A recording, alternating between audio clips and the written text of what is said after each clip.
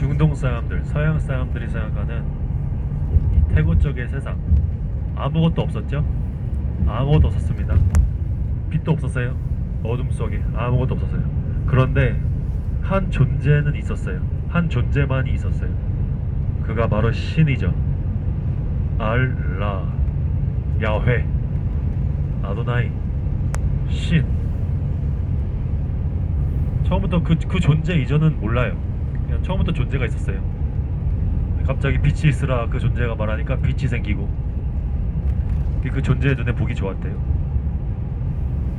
이 세상을 그 자신의 입맛대로 창조를 하죠. 며칠 동안? 6일 동안. 그리고 7일째 되는 날 쉬게 되는 거죠. 열대가 안식일이 되는 거고. 세상을 만들었는데 또 자신을 섬길 피조물도 만들죠. 우리 이미 5천년 전에 고대 이집트인들은 태양신 라의 명령을 받은 크눔이라는 신이 태양신 라를 본따서 나일강의 진흙으로 인간을 창조했다라고 생각을 했어요. 그의 수천 년 후배입니다. 서양 사람들, 중동 사람들의 세계관은. 이 신이 자신의 형상을 본따서 흙으로 피조물을 만들죠. 그 최초의 인간 이름이 환웅이었죠. 아닌가? 국사로 좀 헷갈리는 것 같아. 이름이 아담이었나요? 아담을 하나 만들어 놓고 보니까 외로워 보였나봐요. 그래서 꼬리뼈를 하나 뚝 띄었나? 아닌 것 같은데. 갈비뼈를 하나 뚝 띄었죠. 짝꿍을 만들죠. 그래서 인간 여자도 만들게 되는 거죠. 그 이름을 하와, 뭐 이브라고 하기도 하고. 아담과 하와, 최초의 인간입니다. 근데 처음에는 굉장히 좋은 곳에 살고 있었나봐요. 뭔 동산? 맛동산? 에덴 동산. 신이 야 너희들 여기서 뭐 니네들이 하고 싶은 거 다 해도 좋은데 이것만 하지마, 이거 하나만 먹지마, 선과 악을 알게 해준다는 선악과를 먹지 말라고 합니다. 안 먹고 있었어요. 먹지 말라고 했으니까. 근데 이때 뱀이 등장합니다. 뱀이 하와를 꼬드기는 거예요. 야 하와야, 이 선악과 야 먹음직스럽게 생기지 않냐? 한번 먹어봐. 야, 먹어봐. 이 뱀의 꼬드기만 넘어간 하와가 아담을 꼬드겨서 덥석 선악과를 물게 되는 거죠. 그래서 우리 동양문화권에서는 뱀은 영물이고 지혜를 상징하는 동물이기도 하지만 서양에서는 이 뱀은 사악한 존재예요. 뱀의 꼬드김에 넘어간 하와가 아담을 꼬드기고 선악과를 먹게 됩니다. 근데 이때 서양 사람들은 만약에 아담과 하와가 중국인이었으면은 뱀을 먹었을 거라고 생각을 하고 있죠. 근데 야훼가 격노합니다. 이것들 내가 먹지 말라고 했는데 왜 먹었어? 야훼가 화난 이유는 뭔가요? 그냥 선악과를 먹었기 때문에 말을 안 들었죠. 순종을 하지 않았죠. 불순종을 했죠. 야훼가 격노합니다. 내가 이거 먹지 말랐는데 왜 내 말 안 들어? 천사를 보내서 그 둘을 그 좋은 에덴 동산에서 쫓아내 버립니다. 그리고 벌을 줘요. 아담, 너는 바깥에서 고된 노동을 통해서 네 처자식을 먹여 살다. 노동의 고통을 주고 하와에게는 출산의 고통을 더욱 심하게 지어주죠. 이게 인간이 애초에 태고 쪽에 최초에 지은 뭔 죄? 무슨 죄라고 하죠? 오리지널 신이라고 해서 원죄라고 하죠. 인간은 이렇게 애초에 죄를 지은 존재입니다. 우리는 죄받은 존재예요. 최초 인간이 죄를 지었어요. 야훼의 말에 불순종을 했어요. 원죄입니다. 원죄. 그래도 그의 후손들이 번성을 합니다. 그러다가 또다시 교만해져서 물로 한번 쓸어보려고 했죠. 근데 한 명을 택했죠. 노자였나요? 노자를 택해서 역시 중동 일주 하시는 분은 달라. 이렇게 바로바로 교정이 들어오네요. 노자는 저기 중국 사람이었죠. 한참 뒤에요. 노아 큰 배를 만들려고 해서 뭐 암수한상 동물들 다 데려다가 홍수가 잦을 때까지 피해 있으라고 하죠. 노아의 방주. 그렇게 해서 인류의 멸종을 피하게 됩니다. 또 그의 후손들이 번성을 하고 누가 누구를 낳고 자, 드디어 어디까지 왔냐? 자, 믿음의 조상 신과 계약을 한 첫 번째 인간 이름이, 자, 미국의 노예 해방을 했던 그 링컨 대통령의 이름이었죠. 아브라함. 미국 사람들의 특징은 발음을 어렵게 하고 싶어하는 특징이 있어요. 아브라함을 아브라함이라 하지 않고 에이브라햄이라고 하고, 승리의 여신 니케를 니케라 하지 않고 나이키라고 하고, 워터를 워터라 하지 않고 워러라고 하고. 그러니까 미국 발음일 뿐입니다. 우리가 그 발음을 굳이 뭐 따라할 필요는 없어요. 자, 신이 아브라함에게, 자, 나를 믿어라, 나를 섬겨라, 그러면 네가 복되게 해주겠다, 네 자손이 대대손손 번성하게 해주겠다, 네 자손으로부터 왕이 나오게 해주겠다. 그래서 아브라함이 야훼 오케이 믿습니다. 신을 믿기로 하죠. 섬기기로 하죠. 자, 그런데 이 신이 아브라함에게, 자, 좋다, 그렇다면 이것은 너와 나의 언약의 증표이니 네가 나를 믿는다는 그 증표로 뭘 해라? 할례를 해라. 할례가 우리가 말하는 무슨 수술이에요? 포경수술. 자, 이렇게 해서 포경수술은 할례로서 종교적인 의미에서 하는 수술입니다. 지금도 유대인 남자들, 무슬림 남자애들은 이 종교적인 의미에서 포경수술을 합니다. 근데 전 세계에서 유일하게 종교적이지 않은 의미에서 포경수술하는 나라는 어느 나라밖에 없다? 대한민국. 우리는 유대인도 아니고 무슬림도 아닌데 우리는 왜 포경수술하는 거예요? 왜? 이게 신체의 일부를 절단하는 수술이잖아요. 이거 왜 하는 거예요? 왜? 했어요, 안 했어요?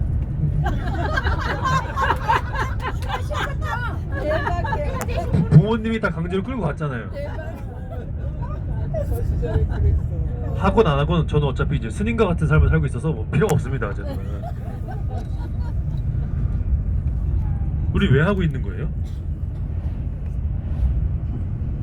제가 좋아하는 말이 있어요. 생각하는 대로 살지 않으면 사는 대로 생각하게 된다. 남들이 노스페이스 입으니까 나도 노스페이스 입고, 남들이 포경수술 하니까 나도 우리 애도 포경수술 해야 될 것 같고. 아니, 그 큰 신체 일부를 절단하는 굉장히 큰 수술이잖아요. 근데 우리는 그 큰 수술 왜 했던 거죠? 아들 있으신 부모님들 왜 시키셨어요?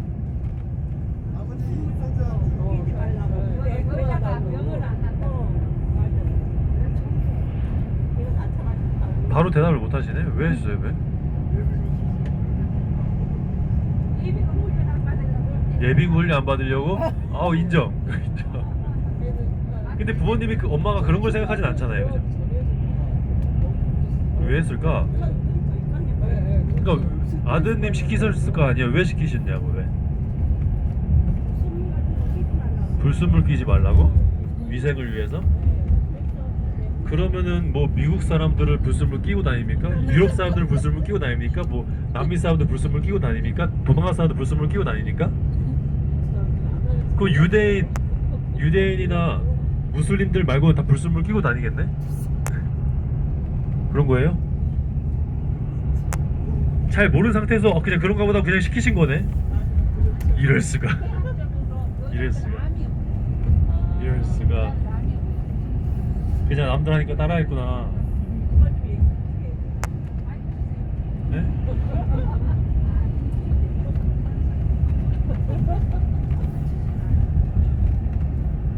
아하, 그냥 시키셨구나.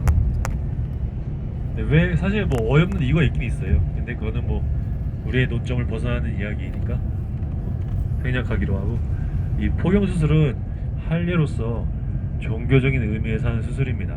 종교적인. 아브라함도 늦은 나이에 포경수술을 했어요. 그래서 아브라함에게는 아내가 있었죠. 그 아내 이름이 사라. 그런데 나이가 들도록 아브라함과 사라 사이에서는 자식이 없었어요.